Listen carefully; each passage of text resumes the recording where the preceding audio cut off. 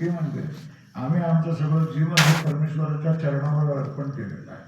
हा तुमच्या आणि आमच्या मधला तुम्ही घर दार जमीनला हे सगळ्या गोष्टी सांभाळत जेवढं देवाचं करता येईल तेवढं करत असतात, तेही महत्वाचं आहे.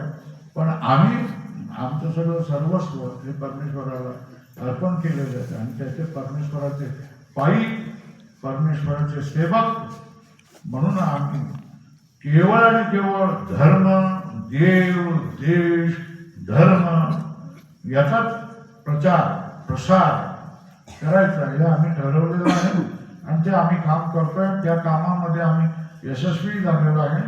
जरी आम्हाला प्रवचन करण्यासाठी वेळही नसतो आणि प्रवचन करण्याची इच्छाही नाही, तरीही कीर्तन करण्याची इच्छा नाही, तरीही आम्ही आमच्या जीवनामध्ये स्वतःच्या जीवनामध्ये आम्ही कृतकृत्य आहोत.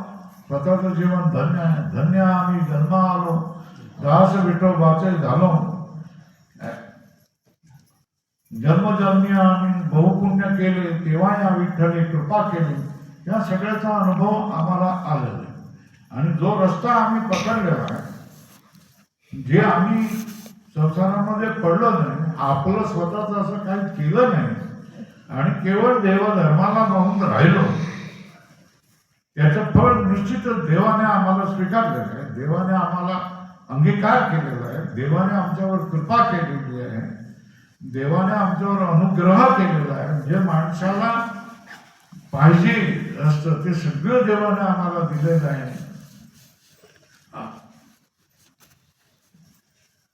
काढून बाहेर ठेविलं निराळा, कौतुक डोळा द्यावी आहे, अशा तऱ्हेची आमची परिस्थिती झालेली आहे.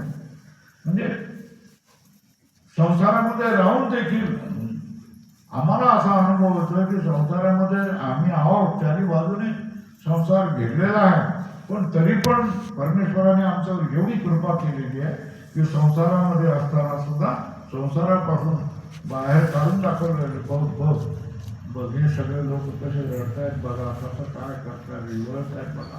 ती म्हातारी बघा कशी काय विवळते त्याच्यामध्ये, तिची कोणी सेवा करत नाही. तो म्हातारा बघा, त्याला ऑक्सिजन लागलेला आहे, सिलेंडर त्या ठिकाणी ठेवलेलं आहे.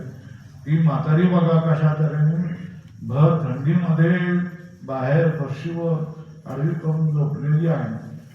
तो माणूस बघा दुसरा 104 105 वर्षाचा आहे. तो प्रार्थना करतो की स्वामीजी आता मला जगायचं नाही, परमेश्वराने मला घेऊन जावं, परमेश्वराने मला घेऊन जावं, तुम्ही माझ्यावर कृपा करा आणि परमेश्वराला सांगा की मला घेऊन जावं. जग विनोद हे विवळत असे. हा प्रकृतीच्या विनोदाने जग दुःखामध्ये आहे, या सगळ्याची जाणीव आम्हाला झालेली आहे आणि परमेश्वराने आम्हाला याच्यामधून बाहेर काढलेलं आहे आणि जगाचं संसाराचं कौतुक दाखवलेलं आहे. आमच्यासाठी भवसागर नाही, आमच्यासाठी जन्ममरण नाही. आमचं मरण आम्हाला कधीच मरण मिळू शकणार नाही. म्हणजे शरीर विसर्जित होणार नाही का? शरीर विसर्जित होणार, कारण ती पंचमहाभूताची पोतडी आहे, उधार आहे. ते उधार घेतलेलं आहे, ते उधार परत द्यावं लागतं. त्याप्रमाणे शरीर आमच्या भोवती हे शरीराची गठोडी लागलेली आहे आणि ती गठोडी कधी ना कधीतरी पडणार आणि ती जाणार. आता पहिल्यासारखी भीती राहिली नाही, माझं मरण होईल की काय, मग माझं सांभाळ करेल का कोण, मग माझ्या म्हातारपणाचं कोण सांभाळ करेल, मग माझ्या रोगामध्ये कोण सांभाळ करेल, याची काही चिंता नाही. ही सगळी मुलं तुमचीच आहेत आणि हे तुमची मुलं माझी काय करतात, सेवा करतात. कारण स्वामीजी आम्हालाही तुमच्यासारखंच व्हायचं आहे, आम्हालाही तुमच्यासारखंच काय काय प्रपंचाचं भय आमच्या मनामध्ये जे आहे हे सोडून गेलं पाहिजे. प्रपंच सत्य आहे का परमात्मा सत्य आहे ही गोष्ट आम्हाला कळलेली पाहिजे. जो परमात्मा दिसत नाही त्याचा आम्हाला साक्षात्कार झाला पाहिजे आणि जो संसार आम्हाला दिसतो, जो आम्हाला हर घडीला क्षणक्षणीला दुःख देतोय, हा संसार आमच्यापासून निवृत्त झाला पाहिजे. आणि ही खुबी, याचं शिक्षण, याचं प्रशिक्षण तुमच्याकडे आहे, तेव्हा हे प्रशिक्षण थोडंसं आम्हालाही मिळावं आणि